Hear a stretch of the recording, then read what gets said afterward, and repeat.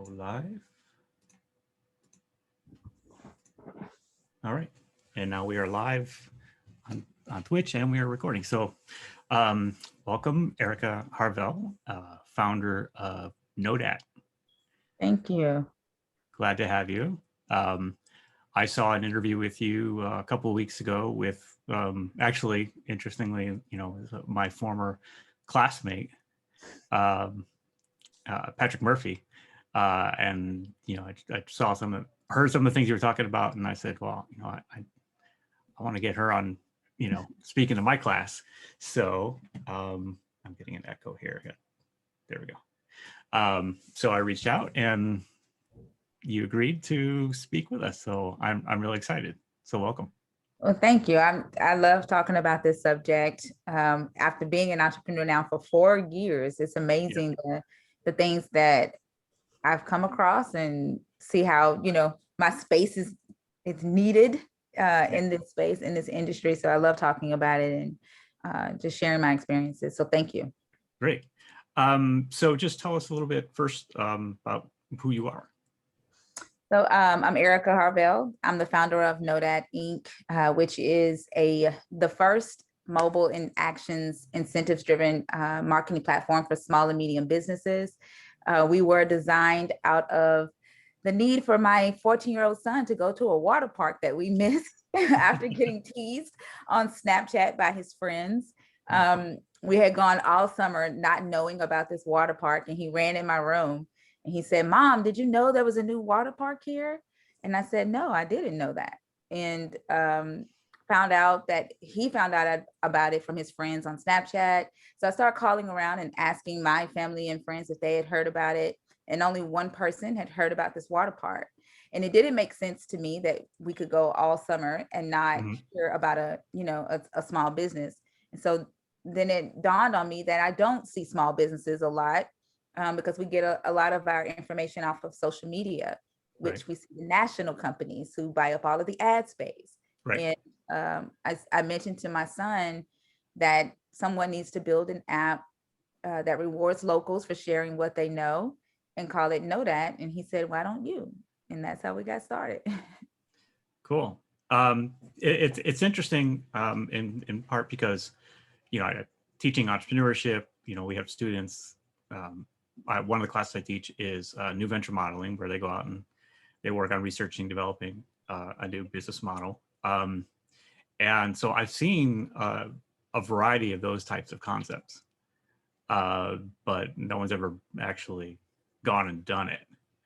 I know one of the struggles that the teams have had is just getting the buy-in, right? Because you got a multi-sided platform, right? You got to have the users to get the businesses, and you got to have the businesses to get the users. So how did you make that work? So with our first version of Nodat, we just brought in the businesses and let them register their businesses on the platform for free. And we just focused on building up the user base, which we gained a lot of users really, really quickly in the very beginning. And we're kind of taking that same approach that with the new platform now that Uber and Lyft, also Airbnb took, which was to build up the service side and just allow them to use the platform for free so that we have content consistently on the platform, and then focus on building up the users. So it's about value, providing value first, and then bringing in the users. And then once you get your users built up, then you can focus on pushing money behind those who are actually going to pay you for the service. Yeah, good. Yeah, so did you start filling in? I mean, when you brought the businesses in to begin with, right? Were you doing that manually yourself? Okay. Yeah. So basically you primed it on that side to get the users, and then once you got your users, then you went to the businesses. Okay. Yeah, that's usually what I end up suggesting to students. Like that's the way really to go about it. If you're doing something like that, because it's easier to just you could pull stuff off of websites and populate a lot of information pretty quickly to get that in there. Yeah. Yep, right. Using APIs. Yep. Google Places allows you to use their APIs to bring in just data. Um, in the first version, we had Uber Eats in there, so we pulled in a lot of that data. Um, we talked with Postmates, and one thing that they did, I'm sorry, not Postmates, Grubhub. One thing they did that was pretty cool is they would put the businesses on their platform themselves, like manually put it in their menu in, and allow the businesses to get up to $1,000 worth of deliveries for free Wow. without the business even asking to be on the platform, and get them used to getting that extra revenue. Right. And then once they reached $1,000, they would call the business, say, hey, you're at your $1,000 threshold. If you want to continue, this is how much it costs. So that was Yeah. another great way. Yeah. You said you talked to them, or you just, so I'm guessing because you were in an incubator for a while, Yes. right? Yes. And so our advisor set up a meeting so they could basically help us figure out our chicken and egg and digital strategy. And that's what they shared with us. So. Okay. Well, that's a good advisor. Yes. Yeah. Yeah. And so, yeah, I was just skimming over that interview you did with Patrick, and I noticed that you had mentioned something about, your mentor. Can you talk a little bit more about that? Like how that came about and all that? Sure. So one of the things that we did to raise money in the very beginning was we did a business shower, and Robert showed up. It was out of the Nashville Entrepreneur Center, and Robert was there. And he is the CEO of Exchange Solutions, which is a loyalty and retention company out of Canada that does national campaigns for like Brooks Brothers, Macy's, like all of the large companies. And he saw that what we were working on for small businesses had a loyalty aspect of it. And so he was just, really connected to what we were doing. He walked up to us after the panel and was like, "I want to mentor you. I think you're onto something."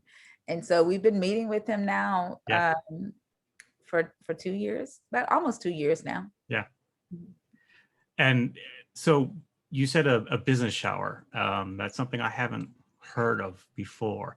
Obviously, it's something like a baby shower, or but for a business. Right. Yes. There's another woman entrepreneur. Her startup is called businessgiftregistry.com. Where startups sign up, they build a registry online like a baby shower.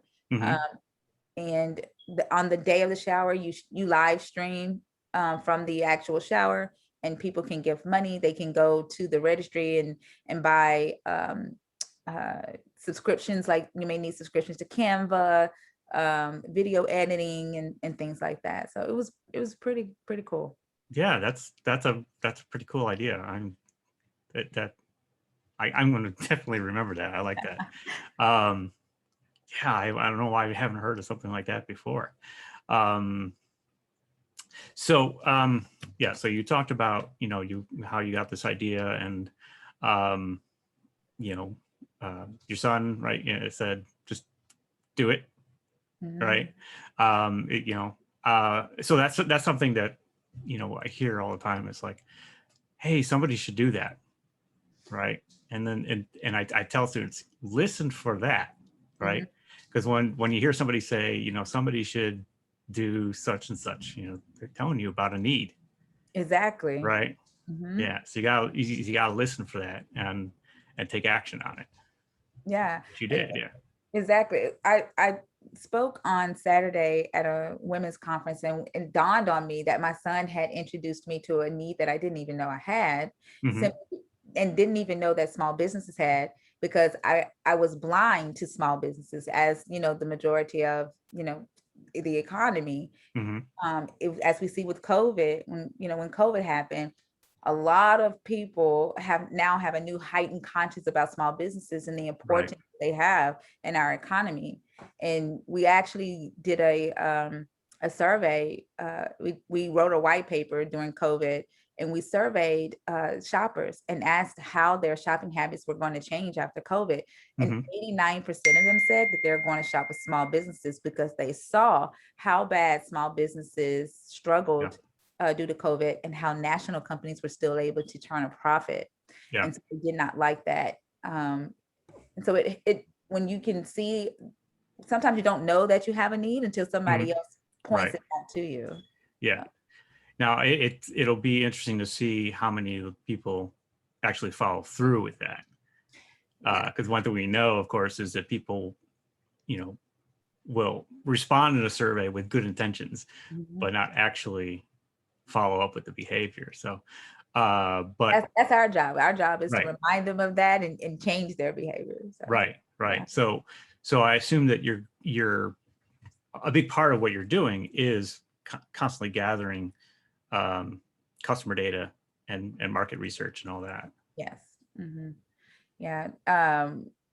The market changes drastically, especially in the marketing and the digital space. Dealing with Google and Facebook, they're always doing something new. And so we have to be in continuous conversation with our users and also our target customers. Yeah. So what I believe I read, you were working for AT&T Yes. before you made the jump to starting a business. So how did you make that transition from working for, you know, a big corporation to working on your own? I started the company while I was working there, and I worked there for a year. So I did both for a year. And the first time that I decided that I was going to put in my notice and work full time, I took that back. I was actually up for a promotion, which my boss had already told me that the promotion was mine. And I'm a very spiritual person. So I prayed and I kind of put a condition on it. I was like, okay, if it's time for me to build this company full time, let me go into work tomorrow and let my boss tell me that he decided not to give me the promotion. And so I get to work the next morning, I'm signing into all my systems, and he taps me on the shoulder and he's like, hey, let me talk to you in the office. And he said, I decided not to give you the promotion. And he told me who he was giving it to. Well, the prayer went out of my head. I was like totally upset. And I went back to my desk, and that's when I remember, it's like, oh man, that's that prayer. It's time for me to leave. And so I put my notice in. And when I did that, a lot of my employees started messaging me saying, you're just mad, you're upset, I can see that you're upset, don't do this, you have kids, you make $100,000 a year, you have great benefits. And then one lady said, it's not your turn to dream, it's your kids' turn to dream. And when she said that to me, I took my notice back and I stayed another 3 months. Wow. And it just kept getting harder to talk to the businesses during the day while I was working for AT&T. It got to the point to where my director would literally let me make calls to businesses and not have to work. Like he would literally see me not working for the company and working for my own company. And so I prayed again and I said, okay, by the end of this week, I will know if it's time for me to go. And that Wednesday, I went to a meeting with my accountant. An investor said, I'll give you $40,000 to cover your expenses to work on the company full time. And that was all I needed to hear. Yep. So I went back and I finally took the leap after that. Yeah. Well, that's a lot of that is a kind of common story, right? Is that you're working, or what some people say, it's like you're working a 9 to 5 to pay for your 5 to 9, right? Yes. You know, that you're on your business after hours until you get it to that point where, you know, you're at that make or break point, right? It's like, okay, you either need to go all in or just say, all right, forget this, or just, you know, okay, this is a hobby, you know, is it worth my time, that sort of thing. So, but it sounds like you had a lot of, you had a good network. I had to build that network up. I did not at first. In fact, when I first, went full time, I did have an investor tell me that because I was Black, I wasn't going to be successful in this because I did not have the network that I needed. And as if he didn't know that there was a such thing as building up a network, but but he did say that, and so it was a lot of work, but I can say that I have a very strong network now. So how'd you go about building your network? I started out at the National Entrepreneur Center. I started with SCORE, SBA Okay. SCORE, Right. and they introduced me to the Nashville Entrepreneur Center. And from there, I got into an accelerator called InFlight. And while I was in InFlight, I realized that a lot of the information that I was getting wasn't necessarily relatable to me as a Black woman founder. And so another female founder and myself, we decided to create a accelerator for founders of color, which is called Twin Day. From there, we connected with Google for startups. And then it just went from there, like just getting in there and seeing problems and solving problems and connecting with people who wanted to solve those same problems is how we ended up building a massive network for ourselves. Yeah. So I've been working now for a couple of years trying to, support women of color entrepreneurs. I've held some events and I'm, doing a class and, all that kind of stuff. And one of the things that comes up, is definitely networking, right? And that there's a real difference in terms of being a Black woman networking versus a white man or anyone else. But a lot of people don't understand what that difference is. So could you say a little bit about what you think what is it different that you would need? Well, first you have to have someone like yourself who's already in those type of networks, who want to see a change and who believes in you. And so what they call those sponsors, someone who is basically your sponsor, who will go into those rooms and say, hey, this is someone you need to meet, or we're noticing that diversity needs to be in this portfolio or in this industry, and work with that founder to make it happen. But I definitely say you have to have someone who's already in those networks. Yeah. To bring you in. Well, what I mean is there are existing, networking events like 1 Million Cups, for example, from Kaufman Foundation. They're open to anybody. But what I've heard, here is that Black women prefer to have their own network because they don't feel that when they go to a place like 1 Million Cups that people can really relate and or they can relate. So I think that is with doing business. So there are different types of networks that a Black woman entrepreneur needs to have. In fact, this morning, the reason why we had to schedule conflict is that I have my network of women. We meet once a month for 4 hours. We're not allowed to have any phones, internets, or anything like that. And so this group of women serve a different purpose than what I need when I'm networking for funding, or when I'm networking to get large customers. And so for Black women, we do need our space where we can talk about the things that we experience. The higher we climb in social status, because it's very different on those levels. So we do need those spaces so that we continue to keep going, or we learn how to we learn how to maneuver. Right. But when it comes to doing business and getting into those rooms and those boardrooms or in front of those VCs, it does take a sponsor basically that can walk us right through the door. So it's two different types of networks, I would say. Yeah. So one thing you were getting at is that as you're moving up, you're running into obstacles, and they're obstacles that other people don't face. Right. Yeah. Because you have what one of my colleagues would call a double whammy, right? You're Black and a woman, right? And so you have the perception from a lot of people that you're not an entrepreneur, right? How can you be an entrepreneur? During one pitch competition, there were 5 of us pitching, and out of all 5 of us, one of the judges looks at me and goes, I just want to congratulate you for being an entrepreneur. I know that it was hard. And I just looked and I thought to myself, like, is he going to congratulate everybody else on this stage for being an entrepreneur? But it was because I was Black. Yeah. This isn't normal. Like, you're doing something different that, and knowing how to not lose it when that happens.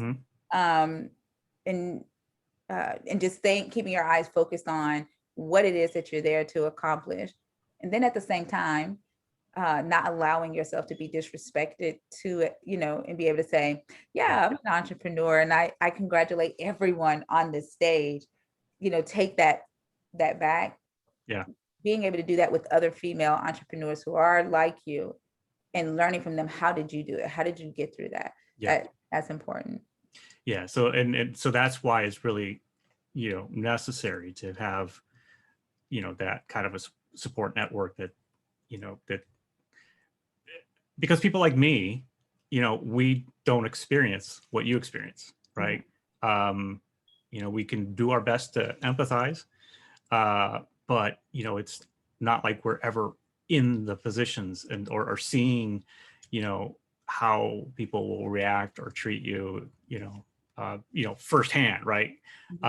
So I mean, that's just something that, that's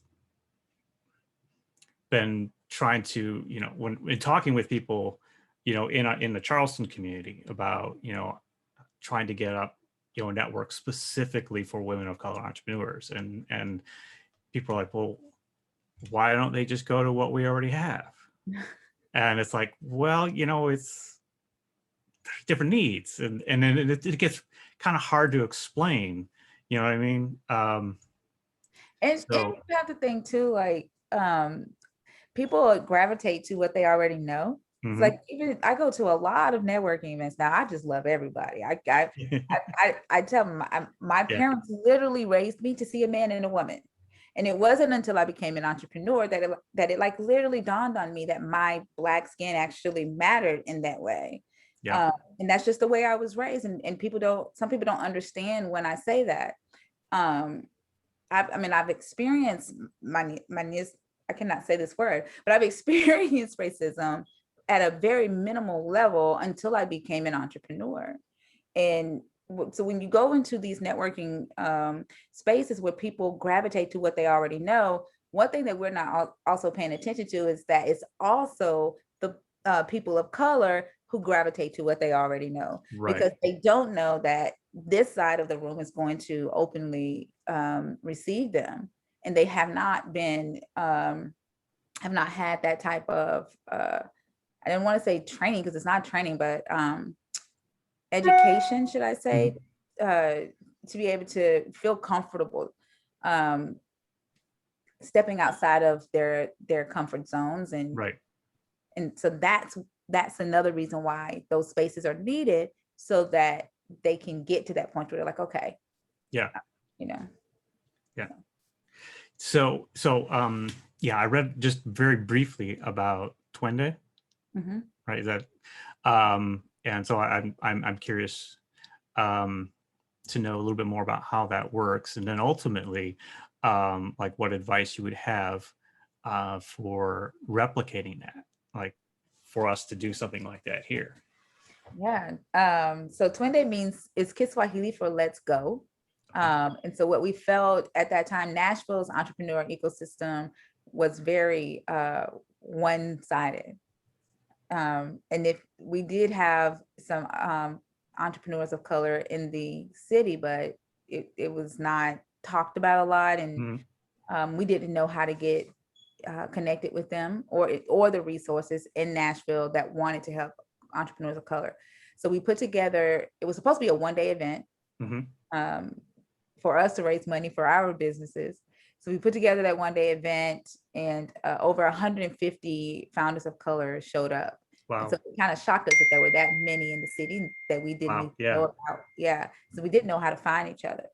And then we brought in the SBA came in and talked about SBIRT grants and what you need to get those. Google sent out people to talk about their programs. And so the event was such a success. An investor that we invited to come out walked up to us, just like, y'all need to turn this into an accelerator.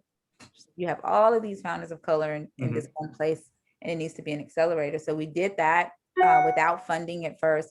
We just graduated our third class. We had the Titans have granted money for us to do pitch competition. So we've had 2 businesses to win money from, money that was sponsored by the Titans, sponsored by Google. And now we are getting ready to launch a fund on the 24th. So it'll be, the first fund for Black and Brown founders in Nashville, Tennessee. It was never been done before. So yeah, awesome. So you said you created this event and 150 people showed up. So how did you promote it and to get that kind of response? So I did all the promotion myself because we didn't have any money. Yeah. So I created a Facebook group and just named it 20 Founders of Color. And during that time, when we first started promoting it, it was during Black History Month. So I was just dropping like all kind of entrepreneurs that were Black that had invented things that we didn't know that they invented. And it just brought all kind of people to it. Yeah. And then we made videos of the Black entrepreneurs that we did know about and promoted those on Instagram and Facebook. We did a lot of giveaways, but we didn't have quite a budget. It was all organic. A lot of work, but it was organic. Yeah, I mean, there's a lot you can certainly do that doesn't cost anything. Yeah, social media. It's just the big cost is your time. Yes, yes. Yeah. And that's changing now, which is why I know that is even more relevant now, and will become more relevant for small businesses. Facebook just deprioritized their whole news feed. If you own a business page now, if you cannot post anything about your business on your personal page now. And, oh, really? And then the traffic is deprioritized. So now what we're building for Know That it's even more relevant for small businesses who cannot afford those large marketing budgets. So doing things organically and economically is going to be really, really, really important going forward. So going back to, we're talking about Know That again. You did start the business before we went into, the COVID lockdown and everything, right? So you were kind of in a good position there with the business having started already to be able to take advantage of this changing market. So how did your business change along the way as a response to COVID? Yeah, so we were not the Snapchat and Groupon platform that we are now. We were more so kind of like a Yelp and TikTok type thing. And so when the businesses started closing down, our subscriptions started dwindling and dwindling and dwindling. And that lasted for a very long time. And so, and having more conversations with the businesses, sitting back and watching how consumers were panicking and not knowing which businesses were open or who had what limited menu, we noticed that there was this huge gap that regardless if the business was posting on social media, they weren't getting the information to the people who were looking for them. Right. And so we decided to pivot a bit during COVID and build in this all-in-one platform, which focuses on not just attracting the customers, but also retaining them and then turning that customer into an advocate, a marketer for the business. And so that's how COVID affected us. It actually opened up, more of an opportunity. Yeah. So, and I saw this on your website, you're already using the term, but you've turned it into a get, keep, grow, funnel. Yeah. Right. It's getting the customers, keeping them and growing them through referral and all that. So yes. Yeah. That's where small businesses need to focus. Their ROI needs to be focused on actionable things, performance-based things instead of likes views and impressions that don't Right. actually result into foot traffic. And so that's our goal, is to shift that. Yeah. Yeah. You get people through that funnel, right? Yes. Yeah. Yeah. That's good. I noticed you both, what you were talking about with the build up to that initial event and looking at your website. You provide a lot of resources, information, as opposed to just here's what we do, right? This is why you should like us, but it's here are some guides, here's some resources, here's some information that all that's useful. That is definitely something that is recommended, right? To get people, to be more interested in following you and stuff like that. So, just what led you to doing that, going that route with providing all that information? Because like what we're doing is so novel. No one has done what we're doing. Like we're literally building a universal point system that will allow this young man to go to a coffee shop and promote that coffee shop and earn points and go down the street to the barbershop and get a discount on a haircut. Like there's nothing in the world that does that except for credit card rewards points. So because what we're doing is so novel, we know that we have to educate we have to educate the small businesses and also change the behaviors of the users. And so that putting out those guides and offering free educational webinars helps us do that. If you take it, for example, when Walmart did the mobile grocery shopping, they started that around 2015. Took 5 years for the masses to reach adoption for that. They also had to educate on the safetyness of food, their shoppers picking the right meats and things. And so that's kind of where we are right now with educating the market. But I think you do more than just simply educate, towards what you do, but broader, right? So that it has it's added value that you're providing. Right? Yeah, with what they're doing right now, like how to use Facebook advertising, right? Yeah, right. Well, I mean, in particular, you mentioned, when you were building up to that for that event, right? That you were, just putting out information about founders of color, right? The entrepreneurs, right? You're just providing that information that makes it more. It's not that you're just promoting yourself, right? You're there to provide information and promote yourself. Yeah. Right. Yeah. Well, with that, it's more so like we were experiencing the problem ourselves. Yeah. And so it was solving a problem for us at the same time for other people. Yeah. Which is why I say the problem that you're solving has to be bigger than yourself. If you're going to solve it for yourself, then you are going to affect the masses. If that makes sense. Yeah. Oh yeah. No, for sure.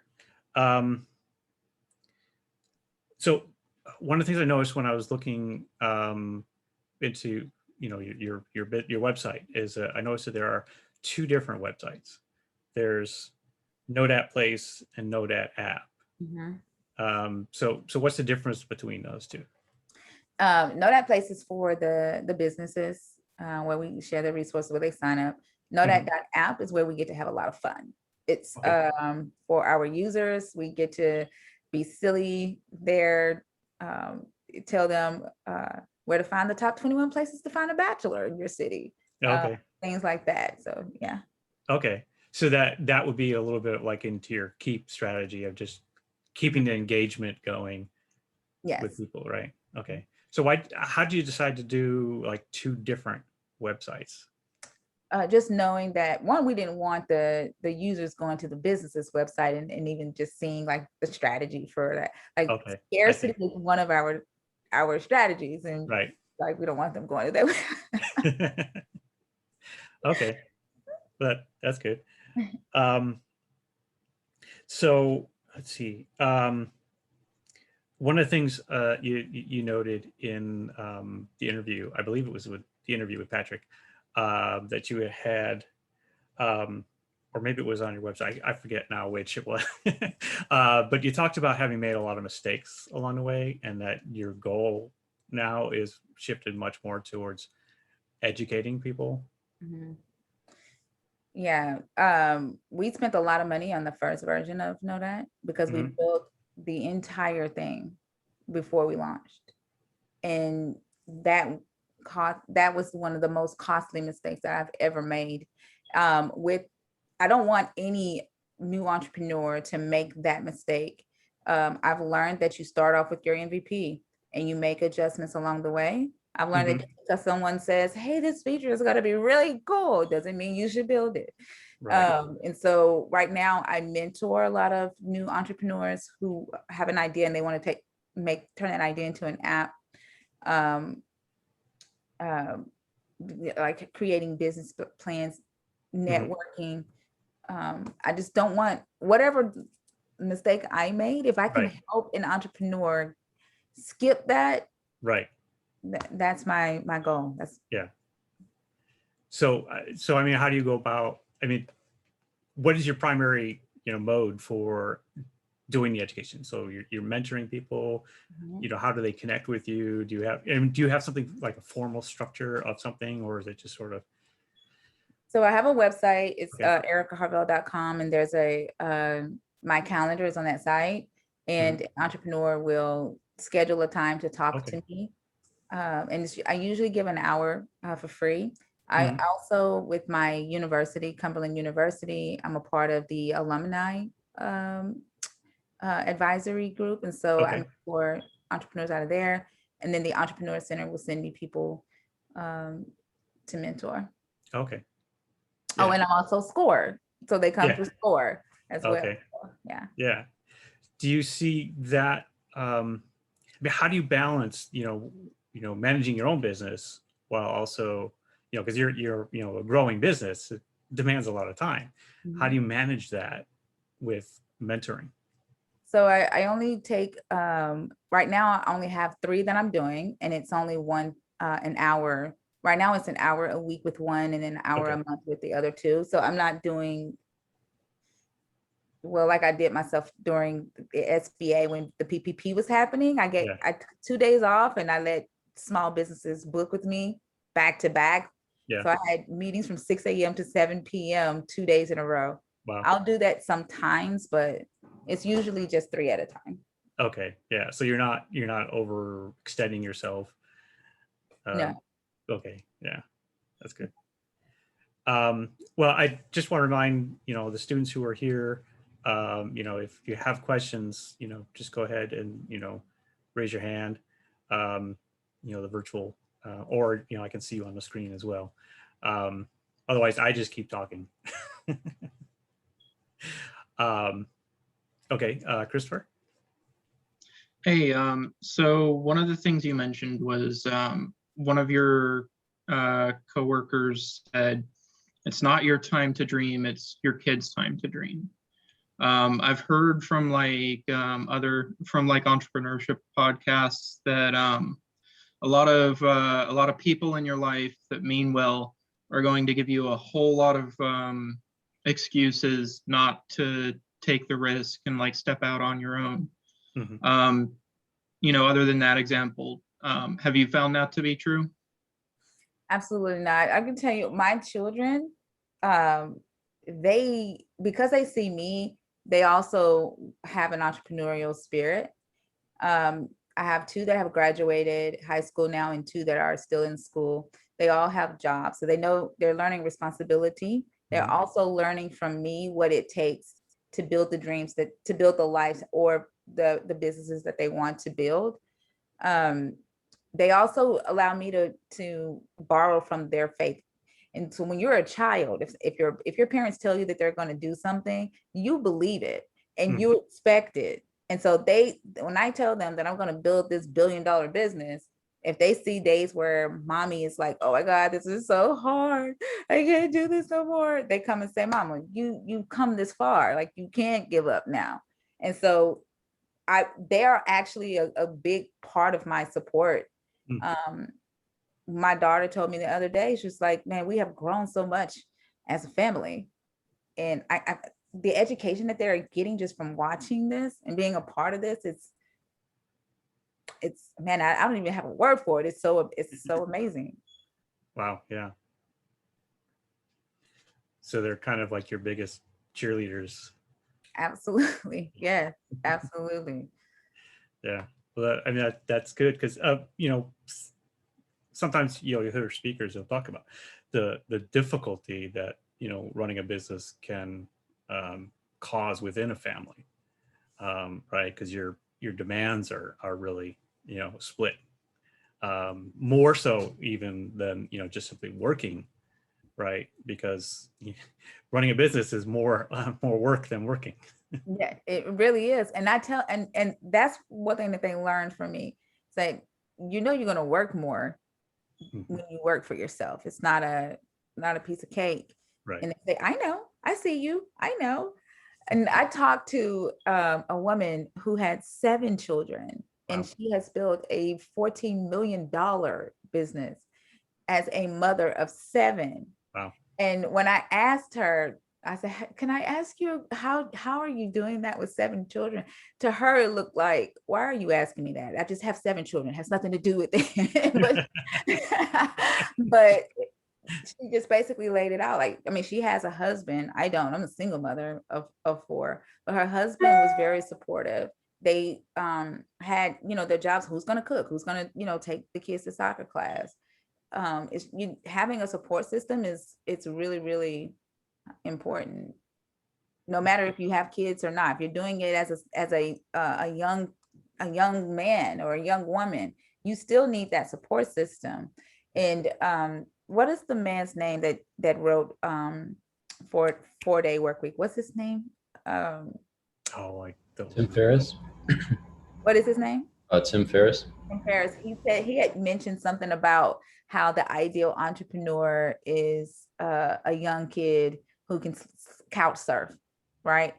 Because they don't have any responsibilities.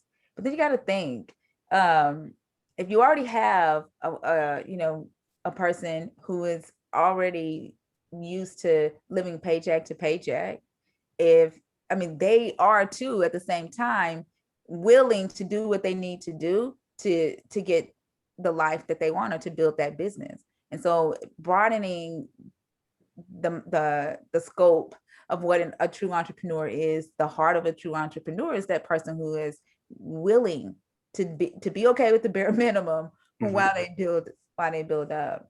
Yeah. And having that support. Well, I think there's also that, yes, there's the couch surfer who has, no real expenses or whatnot and can go and try different things. But there's also something to be said for, somebody who has, started a family, bought a house, and that sort of thing, as motivation to really make sure the business works, right? Yes, Yeah. Exactly. Yeah. Yeah. My very first investor in my company, her name is Sherry Dolchman. She is a fire, something to be reckoned with. Man, she moved to Nashville, a young mother. Her daughter was, I think, 1.5 or 2. She moved here in a dune buggy that barely drove. And she, for 2 years, lived without electricity. She had to put her daughter's milk in a cooler, like the baby food and stuff in a cooler. When I tell you, this woman built her business up she just sold it. She had a multi-million-dollar exit probably about 2 years ago. But now this woman is investing in women like me.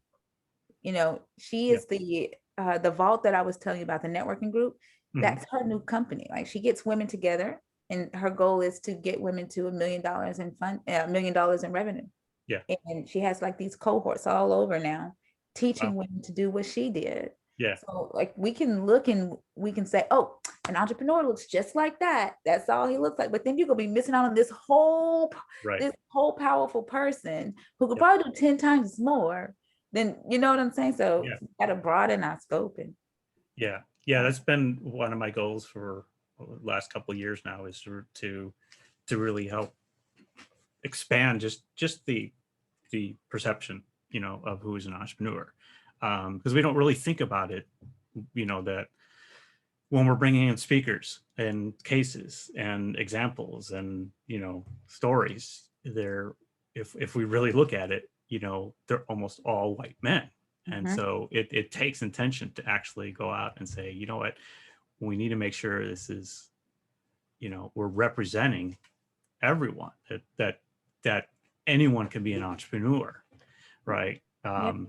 So during one of our accelerator classes, when we were learning about the funding and we had to do case studies, our coach brought case studies in from Harvard, and I'm listening to the case study.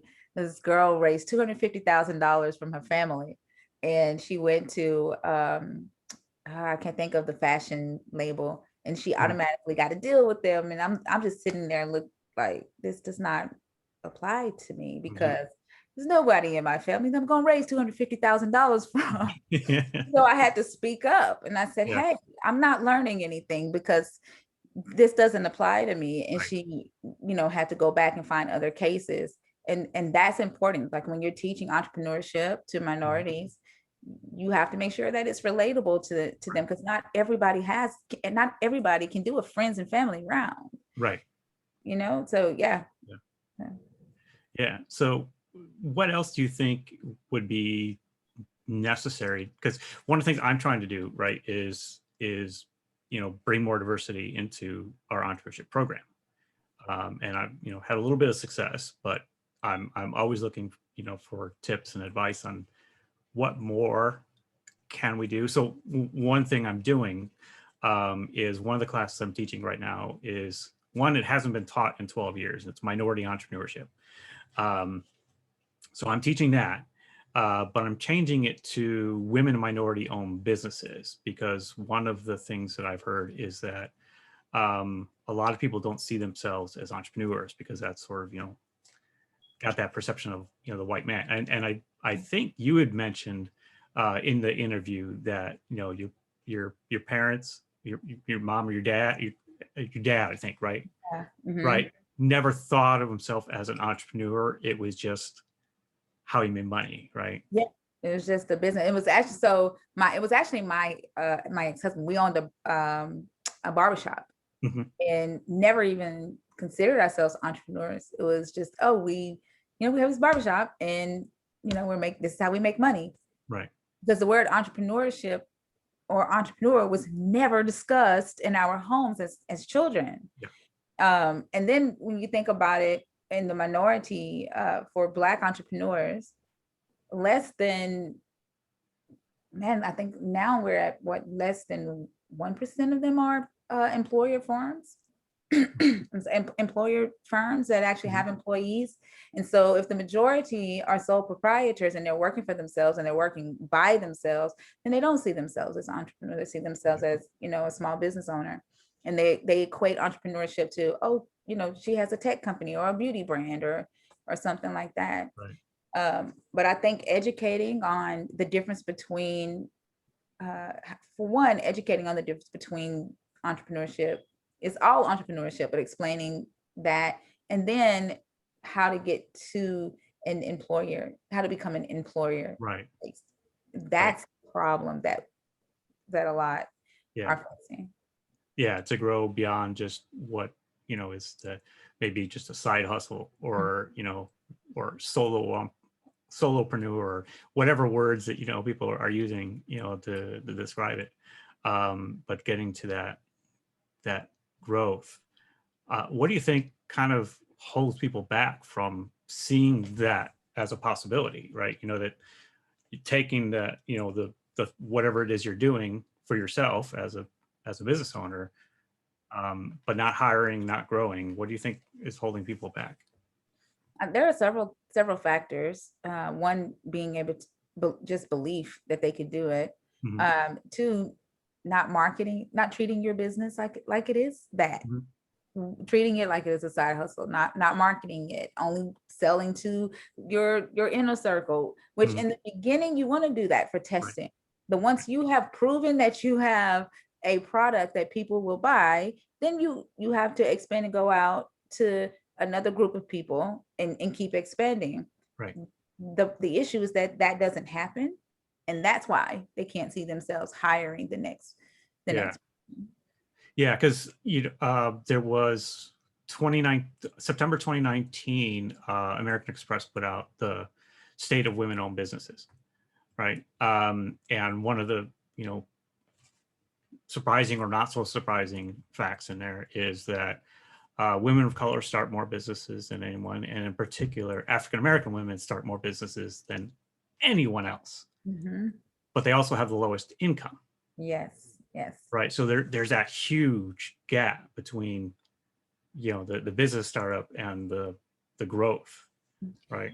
Yeah. And that the network, right? Network, Mhm. having access to the right mentors, having access to the capital that they need, Mhm. and the education that they need to get beyond that step. A lot of times when I talk to the entrepreneurs that I mentor through SCORE or at the Entrepreneur Center, they don't have a plan. They just, they've got this cool idea. They just don't have a plan for making it bigger than the side hustle. There's a Right. young lady that I'm mentoring right now. She has this beauty brand. Amazing product. She's one of the first Black women to even get into a beauty supply store here in Nashville. But she didn't have a plan for growing beyond what she's doing herself. And so that's Right. what she and I are working on, teaching her about how to create the business plan, the go-to-market strategy plan, how to Mhm. create your funding strategy so that you can get investors so that you can increase distribution. So that's what they're missing, Yeah. and why we don't make what our counterparts make. Yeah. So last week, a speaker I brought in, it was Dr. Jessica Gordon Nemhart, who wrote a book a few years ago called Collective Courage. And subtitle is A History of African American Cooperative Economic Thought and Practice. And it looks at how African Americans for centuries had been much more cooperative in their efforts, right? And one of the examples that she said, one of the first cooperatives effectively was burial cooperatives. So as slaves, they would come together to help, give somebody a proper burial, right? Mhm. And so that's evolved over time, and then just kind of died off, particularly in the 50s, as it was seen as communism and all that.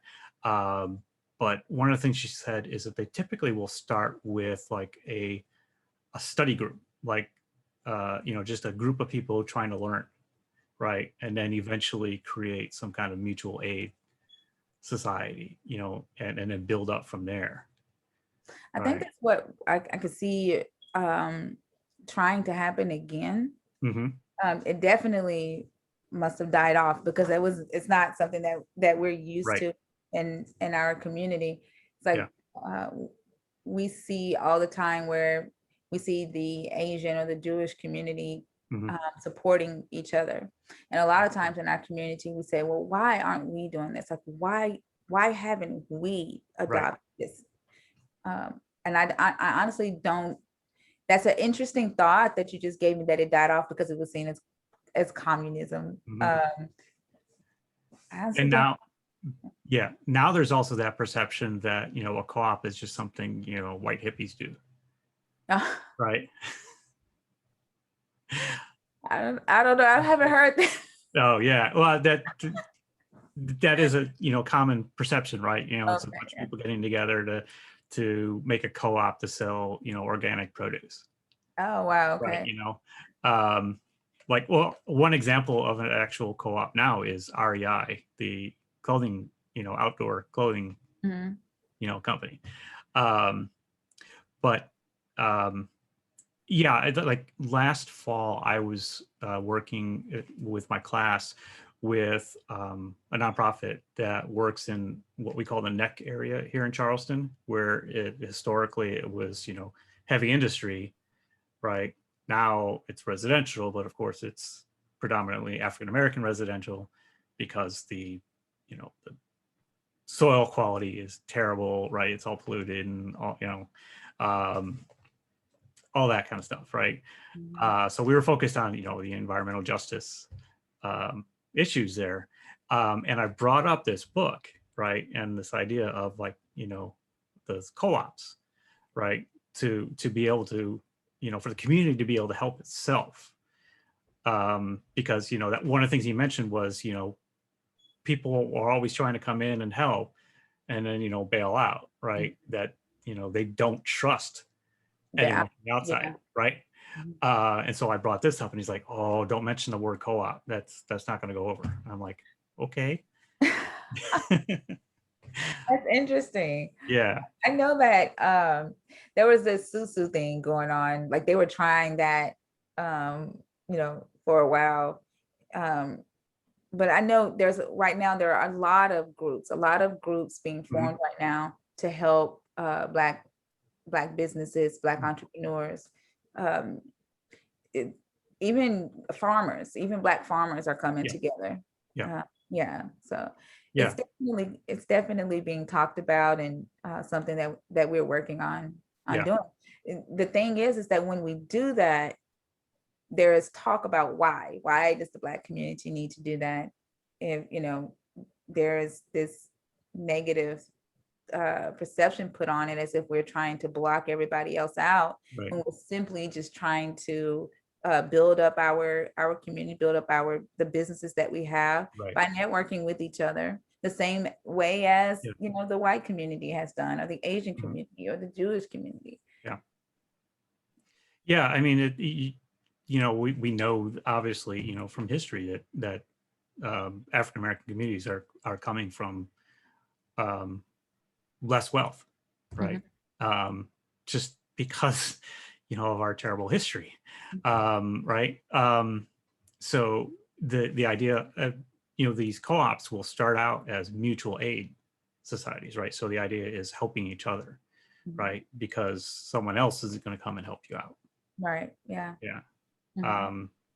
So I mean, that's a simple answer, right? Of why, a Black community needs to do this is because, no one else is going to come in and, help. Exactly. Yes.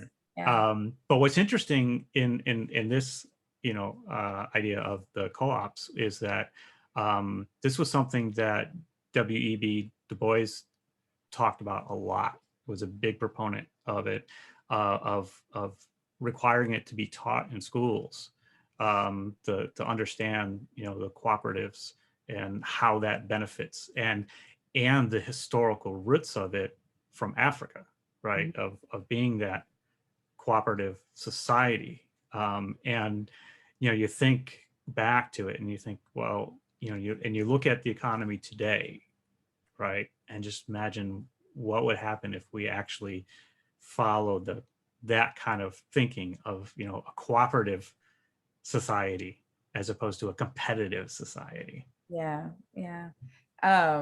We were having this discussion the other day, just thinking about, I don't like how if people got together and basically said, hey, I'm going to, for my business, since I print, I will print all of your marketing materials, and since you do social media, you can do my, like kind of like the whole bartering system to help the businesses get up. And I actually think that would be a great model for someone to build. I think the issue is that, like, there is one that's already available. The issue is the amount of money that they charge to be a part of the bartering, and that then create blocks access for a lot of Black businesses because they don't have the money to even enter the bartering system. So, but that is how they start, right? Is that everybody contributes something to it, right? Yeah. But what's supposed to go along with it is, a full democratic process, right? There isn't anybody in charge. You know, Mhm. it's the group that decides what to do with that money. And so, you know, different ways of doing it would be, you know, like you pool the money, and then when somebody's ready to start a business, they get the money, Yeah. right? And then everybody, you know, just keeps putting it in, and then the next one and the next one, or it becomes more like an insurance. So that was a big thing with co-ops early on, was that insurance aspect of it. Yeah. So I'm still learning a lot about this. You know, and the woman that's been researching it, you know, she's still learning about it, because it's just so disappeared from you know, all our texts and everything. Yeah.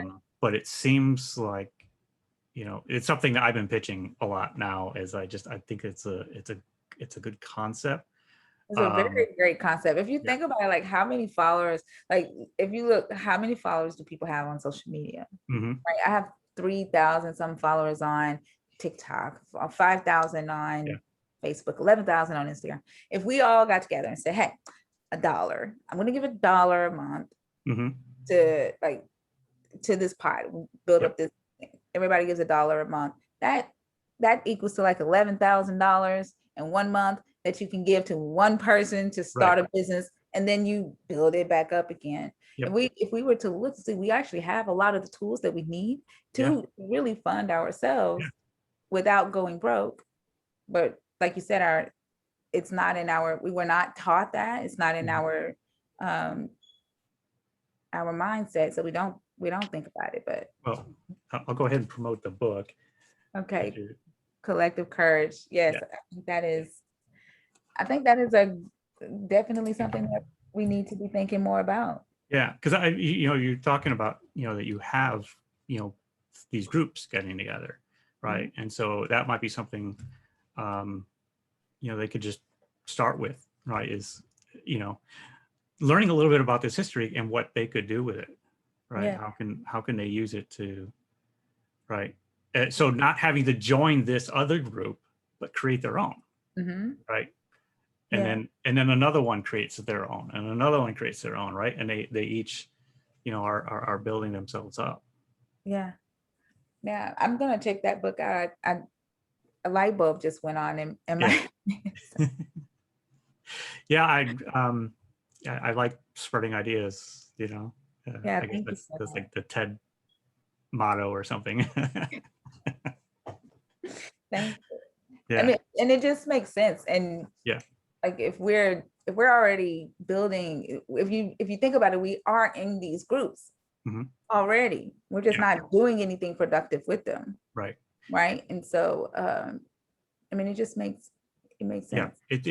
it takes, I think, getting into a mindset of being cooperative, Right. right? Yeah. Helping each other, because we really have a highly competitive, individualistic society. So that's the hardest thing to get over, you know, Mhm. is the idea that, you know, we should be helping each other, Yes. And I right? think, And that zero sum game, you know, perception that if I help you, I'm hurting myself, right? Got to yeah, get past that idea. yes, wanting to be the first to do something, Mhm. or the one who helped fix this, Right. right? Yeah. Yes. I experienced that a lot. And one of the things that I said, especially like in the Black community, because we don't see Black people in these Mhm. areas a lot.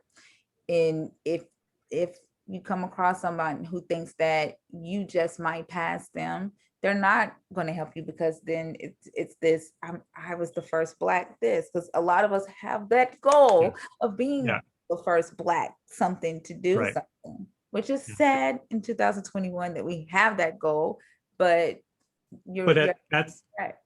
that's just a part of, you know, American culture, Mhm. right? Is Yeah. that we always, you know, we're striving for that, you know, individualism, Yes. right? Yeah. That we are, you know, we're the best, we're the first, you know, we're the greatest. You know, we're always achieving, you know, aiming for that number one, right? Right. So it's not just you know, the Black community, it's America. Well, yeah, that's Um, true. Yeah, yeah. that is true. It just more adversely impacts the Black community, right? Because you're starting with less to begin with, right? Yeah. Which you would think that it make more sense if we're started with less, that we would want to, Hmm. you know, to put it together. Like there are three apps similar to what I do to helping small businesses, but they focus on Black owned businesses in my Hmm. city.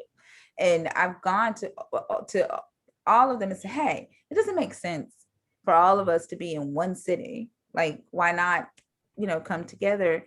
Nobody wants to do it because it's about them building up, Right. yeah. And I Yeah. and I get it. I get it, but I don't get it because we're all trying to do the same thing. Yeah, So. again, it is something that's hard to change a mindset about. Because one of the other things that I've been reading and using is this concept that a woman has been writing about, this problem of viewing entrepreneurs as heropreneurs, right? We put the entrepreneurs on a pedestal and say, this is what we want to look up to, right? Mhm. So everybody wants to get on that pedestal, as opposed to looking at what are the problems that we want to solve and how can we work collectively together to solve them, right? Maybe the solution is not to start another company, but to help an existing company connect with another company, Yes. right? Yes. Things like that, right? So it's, and that, again, there's no great answer for how to get past that, but except to work on just changing, our mindsets. Mhm. And that's when you're right, changing the mindset. And I think one thing to start with would be letting these entrepreneurs be transparent, because before, entrepreneurs didn't share their stories of the ups and downs.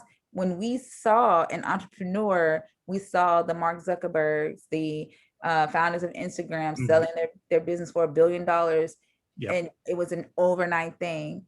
Like, oh, they had an idea for an app and then they had 100,000 or 100 million downloads 2 days later. Those are the stories that we saw. And so I have a podcast called Tales from the Grind. And so on this podcast, entrepreneurs come on and they tell 3 important stories about 3 significant times on the grind. And the first one is something funny that you did. So we want entrepreneurs to know that, if you make mistakes and you do something funny to get to that next step, it's okay to laugh at yourself. Like, and then that moment where you wanted to give up, you were like, I cannot do this anymore. Or you made the worst mistake and you thought that you were done. How did you get over it? And then that, what we call the Kendrick Lamar moment, that mama, I made it moment, will tell us about that moment. And so it's important for people who are thinking about going into entrepreneurship to really hear these stories so they know where they fit in, because they may have an entrepreneurial mindset, but they may not be the actual entrepreneur who is at the top, who carries the bulk of the stress, and carries the company. They may be a co-founder who says, I'm a chief operating officer, or I'm a product manager. So they get a realistic view of where they fit in, and then everybody doesn't want to be the chief anymore. Right. Yeah. That is one of the harder parts of our job, is to break that myth of, all you need is a good idea, and people are going to throw money at you so you can build up this business and become rich. Yes. Yeah. It doesn't work like that. But you mentioned your podcast. You said Tales from the Grind. Yeah. So where can Google? It's on Apple, Google, iHeart. Okay. And then new season's getting ready to start on 99.3. And 99.3 is it's a streaming app. So you can also listen to it there. But that's what we focus on, is breaking that myth. Well, I definitely want to check that out. I started, so in my classes, I give students like ways to make up for, an absence or, misassignment or whatnot. And I used to be able to send them to, our local angel partner meeting, which is, really informative. But now they've moved somewhere else, and that was only once a month. So a student has suggested how I built this as a podcast, right? To listen to. But I want to listen to these and see that might be also a really good substitute, for, because what I want students, is not to just, hear some stories, right? But actually, learn something from it, like, right. So it's right. Yeah. So the papers they write are not like, okay, here's so-and-so said this, this, this, and this. It's like, no, what did you learn from it? All right. Go beyond just that. What does it mean? Yeah. Yeah. And that's the important part. And I actually thought about the story earlier when you asked me about how did I leave AT&T. We had one of the guests on our show. He's a founder of a company called My Tech Partners, which sells internet phone cyber security to small businesses. But before he started his company, he worked for Comcast doing the same thing. So he sold internet, and to the ones that he couldn't sell the internet to, he had a friend that worked for AT&T, so he would end up selling them to AT&T if he couldn't get them on Comcast. So he had built up this clientele, and then he hired one salesman while he's working for Comcast, and he's doing this on the side. So he goes into work, and his boss says, "Hey, I heard you got another business on the side." And he said, "Yeah." He said, "Well, you're going to either have to shut that down or you're fired." So he was like, "Okay, sir, I thank you for letting me know." So he said he went back to his desk, he typed up his resignation, and he walked back in, and he's like, "Well, I guess I'm fired." And he literally in 1 year reached $1 million in revenue, all through strategic partnerships. So he pushed the heck out of strategic partnerships and became a competitor of Comcast doing that. But before that, he had another company where he was a promoter for concerts, and he had spent all this money on bringing down this singer, lost a crap load of money. He said he went into depression for about 2 days. He said 2 days, call it a depression. But he said he had to tell himself, you got 2 days to be mad about this, and then you got to get up and do something. And so that's when he applied for Comcast and started working there. And then just a different opportunity. Yeah. So those are the type of stories that we need to hear. Like you may mess up here, but there's somewhere, right, there is your answer. Yeah. Your breakthrough. Yeah. Well, one way that I look at it, because a lot of my research is based on creativity, right? That creativity is the generation of ideas, right? But what ideas are is combinations of knowledge. And where's your knowledge come from is your experience. Yes. So what makes an idea creative or novel in particular is that the knowledge is very different, right? So we would say distinct or distant knowledge, right? So two things that would normally be unrelated, that you combine into something new. Right. Right. So it's all of those experiences that help you be more creative. Right. So if you only did one thing your whole life, you're not going to come up with very creative ideas. Exactly. Right. A lot of the most successful entrepreneurs have basically said that. Peter Thiel, which is one of my favorites. Like I read his book, oh my God, 0 to 1. And one of the things that he said was everything that he learned while he was at Stanford, he ended up working on PayPal on the side just because of, some experience that he had with the problems that he had with the credit card companies. But it was because he didn't get the clerkmanship that year, he decided to leave Stanford and work on PayPal full time. But it was his experience in the field of him going back and forth with the credit card companies. That I think they got into like a little war, going back and forth with the credit card companies, that gave him what he needed to build PayPal, because he was in school to be a lawyer. It wasn't that education that he learned, to be a lawyer that gave him what he needed to build PayPal. And I think that's what, we need to understand and not be afraid of the failure, because he wanted that clerkmanship. Had he not experienced that failure, he would not have ever started working on PayPal. And then he said that a couple of years later, he ran into the one that got the clerkmanship and was like, "Well, how are you doing?" He said, do you regret not getting the clerkmanship? He said, "What do you think?" What do you think? Yeah. I always say, you know, the only failure is not learning. Yes. Right. But what you've demonstrated with a couple of these examples here is that, you know, when you're with whatever you're doing in your work, you're noticing that there are market needs that are not being met by the existing solutions. Yes. And that's where entrepreneurs come in, right? Yeah. So all of those businesses that didn't, you know, or people didn't want to sign up with Comcast, right? There was a reason, right? And there was a different need that Comcast wasn't meeting, right? And the credit cards, there was a need that they were not meeting, right? And so it's paying attention to those kinds of things and recognizing them as opportunities, right? That there's a market there that is being left out, Yeah, that exactly. needs help, right? And same with your business, right? It's the small businesses are missing out on, you know, the marketing and all that kind of stuff because it's dominated by the large companies. And being able to see that, there was an interview that I did with Ariana Huffington's team, Authority Magazine. And in that interview, they asked, what is the ingredients for becoming a disruptor? And I go back to Peter Thiel's book. You have to first see that, you know, you're in this market where it's one-sided, where everybody looks to one specific thing, but then there are people in that market space saying, I'm not being served. I don't like how this is going. Right. If you can see that, then you know that there is potential for you to disrupt that industry. Yeah. And then you want to build the product to where you're not competing with those who are already in there, to where they become either your partners or your customers. And that's what he did. Like with PayPal, Visa is his customer, MasterCard is his customer. Right. And that's the mindset you have to have. Yeah.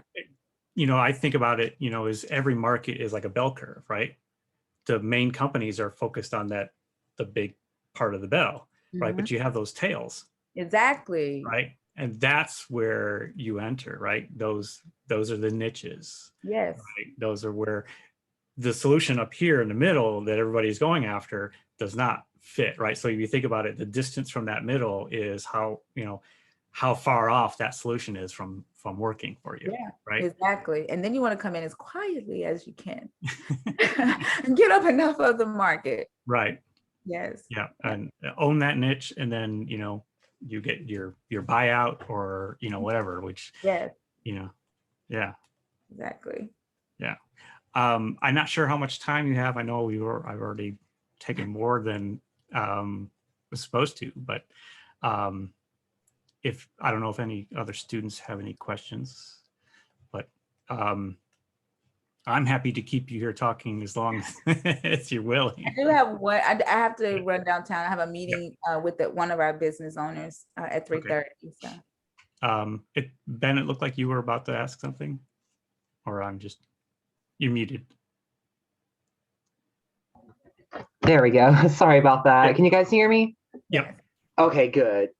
I was just taking some notes, and one of my favorite things was that you managed to use your platform to get people out and talking during COVID, especially during a time when small businesses were really, really struggling.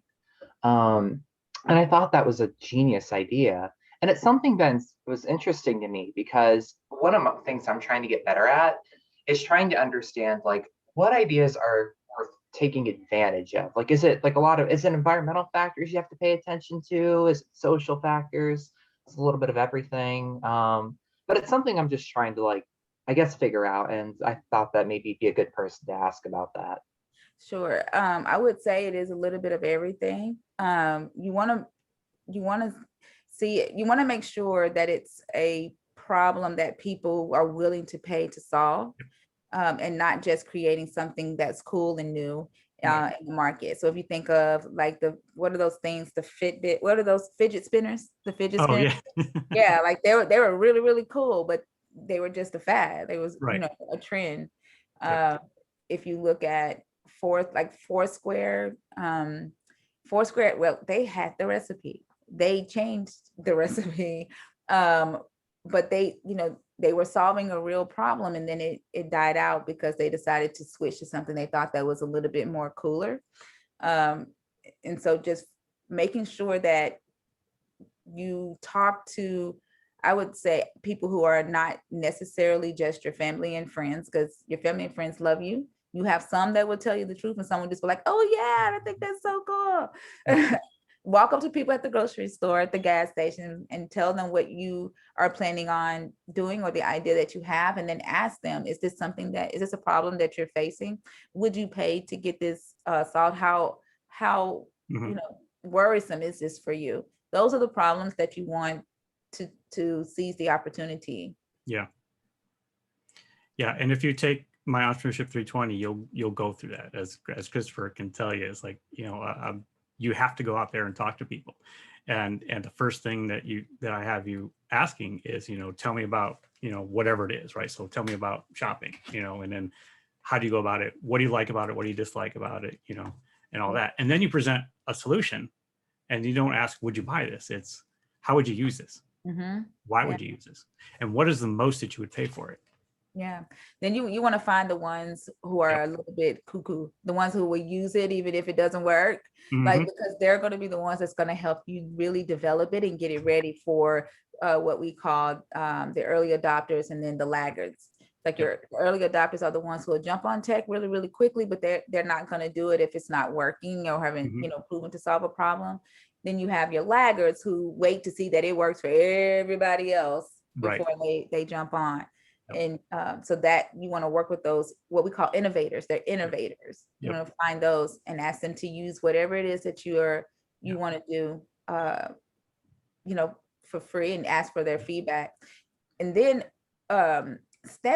go somewhere and just look, like, wherever your target customers are, even if they're online in these Facebook groups. What we did during COVID too was we entered the groups, we read every comment. If it had something to do with finding businesses or them being frustrated because they didn't know who was open, it don't matter if it was 300 comments on that post. We read every comment, and then, or we would respond back and have them respond back to us. You do the same thing. If your customers are single moms, go to the park, sit down and just watch. Like, if you're trying to build a better stroller, right? Just go and watch. Observation is very important too. Yep. Yeah, and there's a lot of ways out there to just find out what people are one thing is just Google Trends, right? What are people searching for, right? What are the problems that people have that they are trying to solve? Yeah, another way to get to talking to people is Amazon MTurk.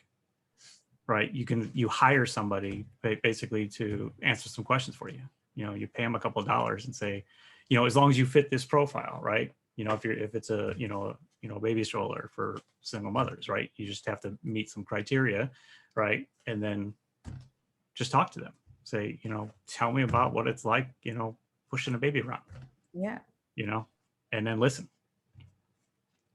Yeah, and so that's a lot of stuff that we try and get students to do in our class. Call it the pill to the back pain. What's the pill to the back pain? Yep. You want the aspirin, not the vitamin. Yeah. Yep.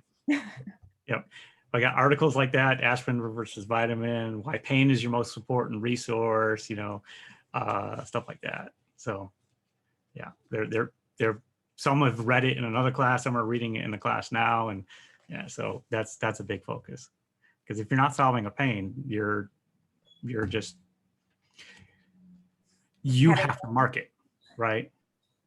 It's a lot harder to market something when people don't know they have a pain. Yes. Right. Because that's something that you had to struggle with, right? Was convincing people that they had this problem. Yeah. And our PR team said to us the other day, it's like, so you say that Nomad is a rebel, but you're not talking like that. They said you need to be on social media saying it doesn't have to be this hard. Like, it really doesn't make sense for you to create all this content for 5 likes. Like, talking to them and reminding them of the problem, or bringing their mind to it. Like, yeah, and that's a part of your marketing. Yeah. The other thing we talk about is finding the extreme users, the people who have the extreme amount of pain. And so I have an article that I share with students. It's about the freaks and geeks, right? It's a research company that goes out and finds the most extreme users to understand their pain. And so one example they have is it's dominatrixes and shoe wear, right? Uncomfortable shoes, right? If you want to know, what it's like to wear uncomfortable shoes, right? You talk to, dominatrixes, right? You talk to military, right? And now you're finding, what the extremes are. And if you can solve a problem for them, then you solve a problem for a lot of people.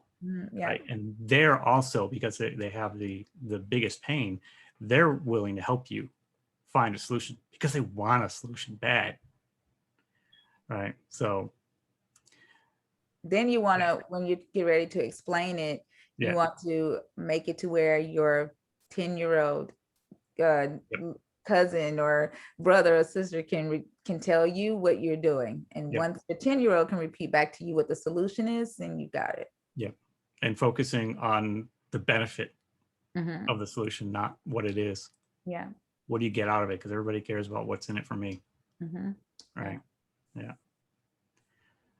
All right. So we're going on an hour and a half now, which is already overtime. I've really enjoyed talking with you. Thank you. So thank you very much for taking the time to speak with me, the class, and everybody else today. You're very welcome. I enjoyed it. I'm excited for tomorrow to watch tomorrow's discussion. Yeah, tomorrow afternoon, Vivian Ming, who's going to be, I had her speak last year, and just amazing. Speaker. For those of you who don't know yet, she calls herself a mad scientist. She's a what does she call herself? A neuroscientist or something like that. But what makes her story extra interesting is that she's transgender. And so she talks about what it was like raising money as a man, and then later on as a woman. And you can imagine that there was quite a difference. She's got like a bunch of TED Talks out there too. So, but yeah, it'll definitely be good. Yes. Yeah. Thank you for allowing me to sit in on that. So. Oh yeah, I try to let everybody know that everybody's welcome to come to all of these. Like I said, I want to get this information out there, which is why I'm streaming it and posting it on YouTube and all that. So, there's no reason to, keep this, confined in any way. If it can help just 2 people, right? Right. Yes. Then that's worth it, right? Yes, exactly. Yeah. And hopefully more than 2 people, but yeah, that's what I want to do is, help people. So. Thank you. All right. Well, thank you again, and good luck with your business and all those that you're mentoring and everyone. Thank you so much, and good luck to all of you. If you're being entrepreneurs, if you have any questions, ask Dave. He can give you my email address. I'll be happy to to answer any questions that you have, and I look forward to seeing you tomorrow. All right. Great. All right. Bye. At least. Thank you.